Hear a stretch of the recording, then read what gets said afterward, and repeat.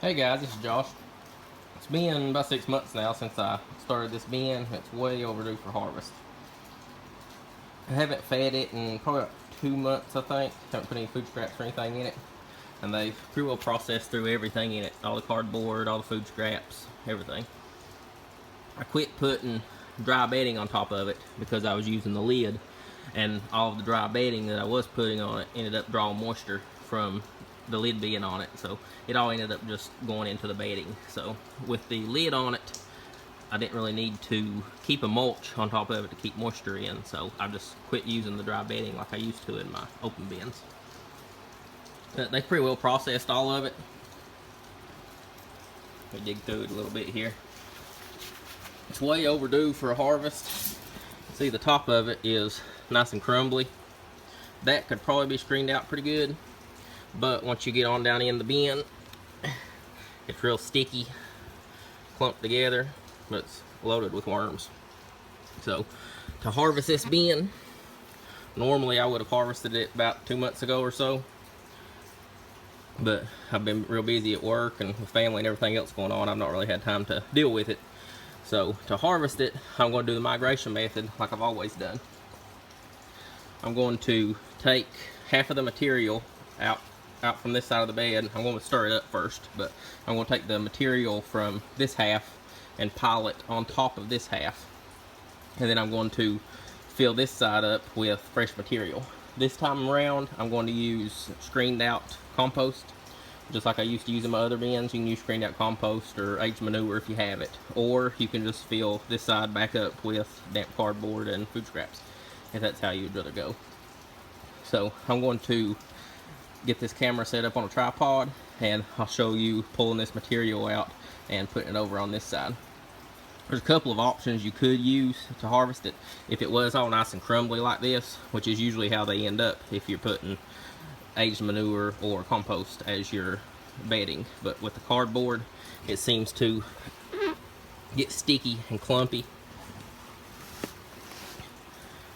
so it's kind of hard to screen it through a screen and harvest it that way.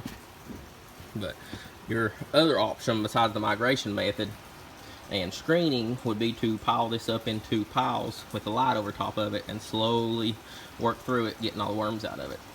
Something I don't really have time to do, so I'm going to go for the migration method, which is the easiest in my opinion, and let time and the worms do the harvesting for you.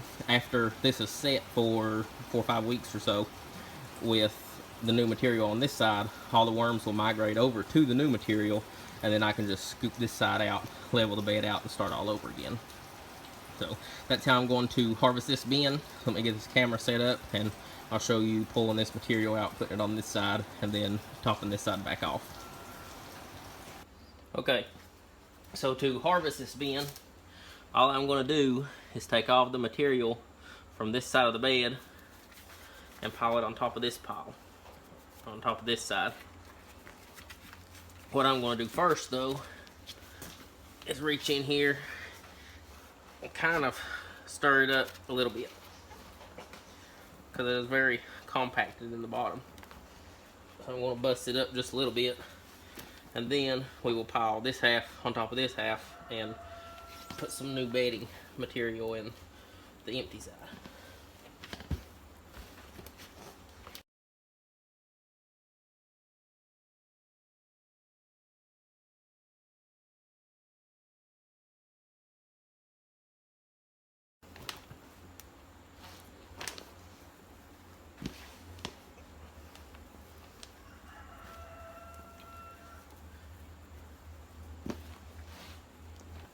Okay, so that took 3 or 4 minutes or so, not real long, but you can see it busted up pretty good.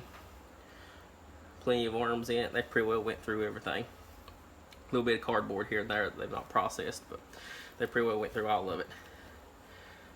Like I said, I would normally harvest this about 2 months ago, give it about 4 months, and then start to harvest. I would stop feeding it for about 2 weeks, give them time to process that food, and then pile half of it over and do exactly what I'm getting ready to do. But we're a little past due, but it'll still work out good. So let's pile all this material. Produce rubber band. Let's pile all this material over on this side.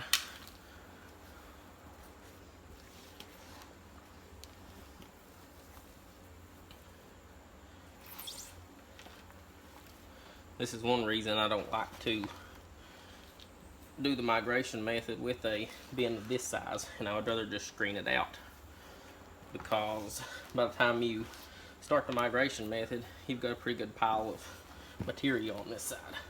I'm not actually going to be able to completely empty it on this one side.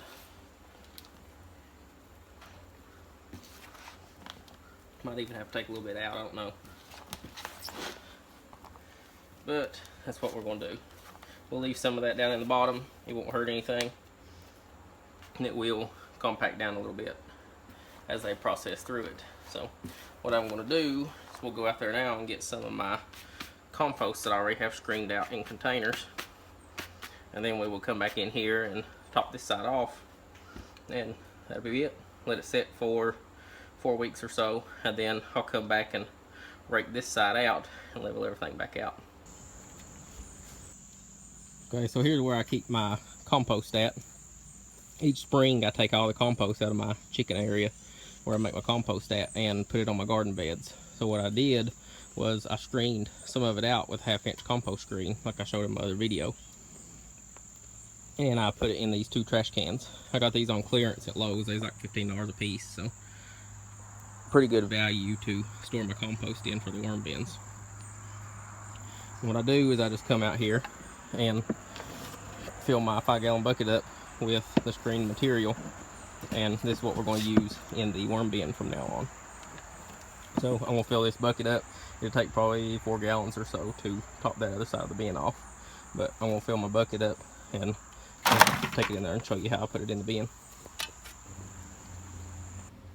So here is my bucket of compost screened out. What I ended up doing was I ended up taking about 2 gallons of the castings out of this bin because I didn't really like how full it was. What I would do is I would take these castings, worms and all, and put them in the garden beds. Worms will thrive in my garden beds because I keep plenty of compost and stuff in it. You could, at this point, if you wanted to start another bin, put that in another bin, fill it back up with new bedding, and start a whole new worm bin, and you'd have to process more food scraps that way. But I'm just going to put this in the garden because I have plenty enough bins for the amount of food scraps I make and the amount of worms and castings that I need. So now, all I'm going to do is pour this bucket, which was about 4 gallons of material, in here. I'm going to leave a little bit of it out. So we put probably 3 gallons of compost in there.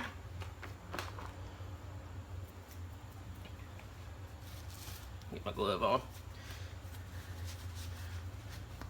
We put about 3 gallons of material in there. Then we're just going to rake this down. I don't want the bed to be really full, because if you have it really close to the top, that's more of a chance that the worms is going to come up and out. So you want to have a little bit of a space above the worms and between the bedding and the top of the bin, so that the worms will have a little buffer zone where they might not want to get out. They still end up crawling up and out. Some of them do because they're not the smartest things ever was, but you want to leave you about 3 or 4 inches. So we'll go ahead and top the other half of this off with what I've got left. That's all you have to do. Now over the next few weeks, the worms will migrate over here into this side. And that does seem a little bit dry, so I am going to put a little bit of moisture in it. It's a little bit dry from what I would normally keep it, so I'm going to just water the top of it just like you use water in a garden bed or whatever. But I will keep an eye on this, make sure it keeps the right moisture, and from here on out all you do is just continue to feed this side however you plan on feeding it. Put more food scraps, little dry bedding under the food scraps to soak up the excess moisture and stuff. So that's how I harvest it. I will make another video whenever it comes time to scoop this out and just show you what it looks like and how many worms is left in this side and all that stuff. So thanks for watching. Subscribe if you want to keep up with what I do around here. We'll see you later.